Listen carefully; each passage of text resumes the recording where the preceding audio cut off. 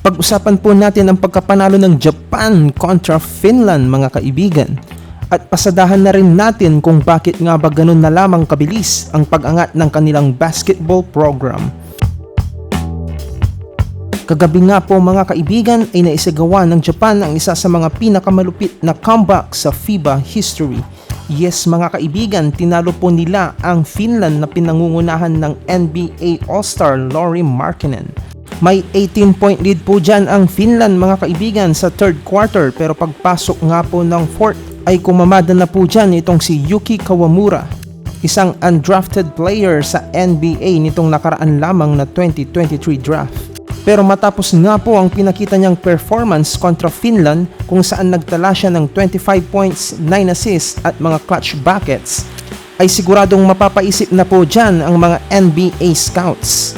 Tandaan po natin mga kaibigan na wala po dyan si Rui Hachimura sa kanilang lineup at off night din ni Yuta Watanabe, scoring only 4 points. Pero tatlong pure Japanese po dyan ang naka-score pa rin ng double digits. Yes po mga kaibigan, naka-score pa rin ng 28 points ang kanilang import na si Hawkinson, pero kapansin-pansin pa rin dyan ang magandang ikot ng bola at magandang rotation ng mga players at di pa umaasa sa import para umiscore sa clutch moments.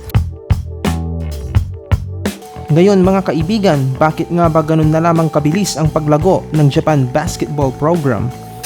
Tandaan natin mga kaibigan, pag sinabing Japan ang makakalaban natin dati sa mga Asian Games ay sure win na iisipin natin. Pero ngayon mga kaibigan ay di na tayo nakakasigurado dyan dahil sobrang lakas na po ng Japanese national team. Ang dalawang rason na babanggitin ko mga kaibigan ay base lamang sa aking obserbasyon.